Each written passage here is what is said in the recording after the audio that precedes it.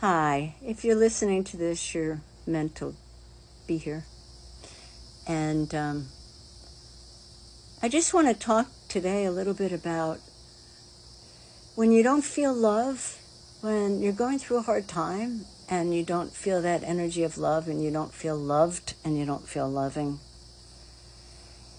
It's not that it's gone or disappeared. It's just that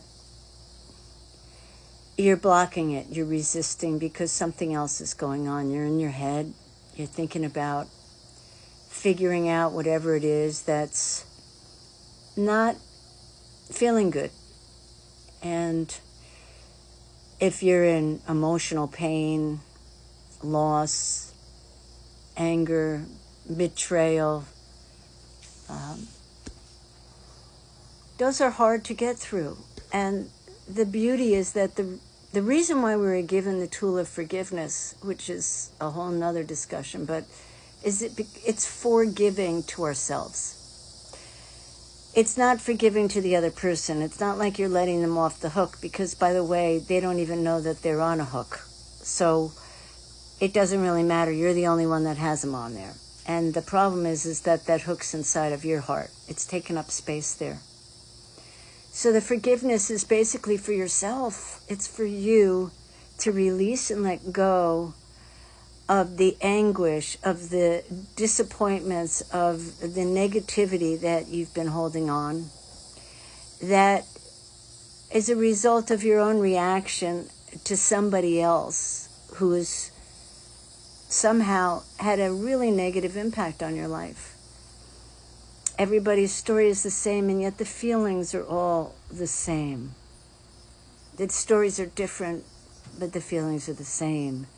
I don't think there's a human feeling that most humans haven't felt on some level with some intensity. But what I wanted to share is that it's so important to have all of our feelings and to reclaim them, because part of the control that's taken place, part of the disconnect that's happened is that we've lived in a society, in a world where feelings were deemed unnecessary, and they were considered effeminate, something like weak. Women have feelings, but strong men don't. And that's still being filtered into our consciousness from childhood. So there's a lot going on. That's why it's so important to be gentle with ourselves. Really be gentle with ourselves, because there's a lot coming up right now. And whatever critics you have in your head, they're from your ancestors. They're from your mother's mother's mother's mothers, or your father's father, whatever. The lineage, it goes down, and they didn't question it. If you noticed, your parents, most people have parents that really didn't question their parents a lot. At least my generation didn't question their parents a lot. It was just the way that they were. And the truth is that things really haven't changed that much for a really long time, but they're changing now. They really are changing now. And now is the time for us to release all that negativity that is getting us nowhere. Because what we think about, we bring about. And thoughts are things. They really are. So if we have a lot of negative thoughts, we have a lot of negative energy that we're carrying. And that isn't feeling good. Not only is it not feeling good, it's not doing us any good. So it really is about allowing yourself to receive God's love, allowing yourself to be loved, and claiming that for yourself. Because if you were made by a creator, and if you believe that that creator is love, then you were made by love, as love, in love. And even though we're having this experience on this planet as humans, and we can't always feel that love, and we can't always feel safe, and we do things to block the love when we get scared, and we get into false evidence appearing real. And we cut ourselves and choke ourselves off from the love that we have, the love around us. But once we start to do the journey inward, and it is an inward journey, and we start to understand what we're doing that's blocking the love, and we start to let it in, it's amazing. It really is. But it's an experience that only you can give yourself. I don't care how much therapy you get.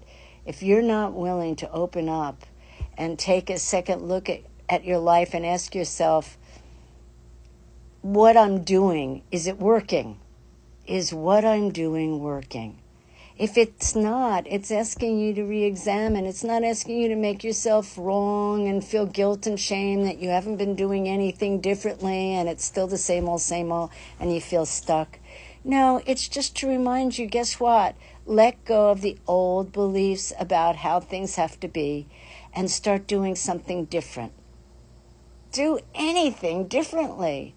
Just do it to do it and see what happens. This is part of freeing yourself.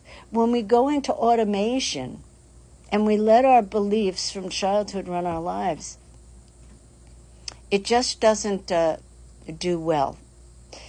And part of that is because when you're, in the uterus all the way up until about 7 to 12, before you have your critical thinking skills developed, you accept everything as truth. So your parents, everything that they believed from their parents that they brought into your life, you believed without even questioning it because you didn't have that mechanism yet mentally. You did not have critical thinking skills until between 7 and 12. That's when you started questioning. So up until the point where you're questioning, it's all truth to you. Think about whose truth you're carrying around, and it's in your head. But just know, don't judge where it came from, and don't judge yourself. Both need forgiveness to free you. It's all about freeing yourself. It's not about you making anything right. You can't make anything right.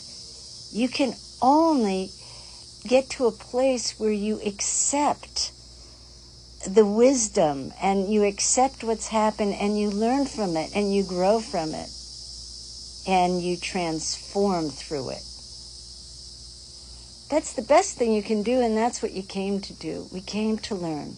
You can't learn if you're not willing to make mistakes. You can't learn if every time it doesn't go perfectly well, you beat yourself up.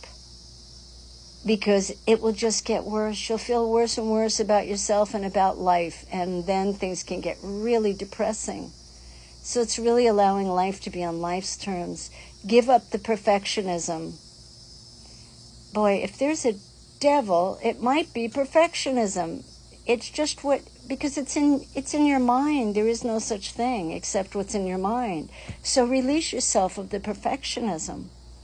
Allow yourself to just experience life. The good, the bad, the in-between, the whole gamut, the whole rainbow of life. And some of it's going to feel good and some of it isn't. But the stuff that doesn't feel good doesn't mean you were wrong or anything's wrong. It just means you've learned what you don't like and what you do like. And then you can just start allowing life to be what it is. Whatever that is, because anything past this nose of mine is out of my control. It took a lot for me to just get to a place where I could just speak like this on video, release it to the world, because I know it's not going to be in my control or under my control. But I had to get to a place where I realized that what people think of me is none of my business. I'm not here to worry about what people think about me. I'm here to speak truth, to help people who have been struggling and can't find their way back home to the heart. This is our home for all of us. It's the heart. It's the love. That's what home is. We all want to go home. We all need to go back to the heart. I love you. Thanks for listening.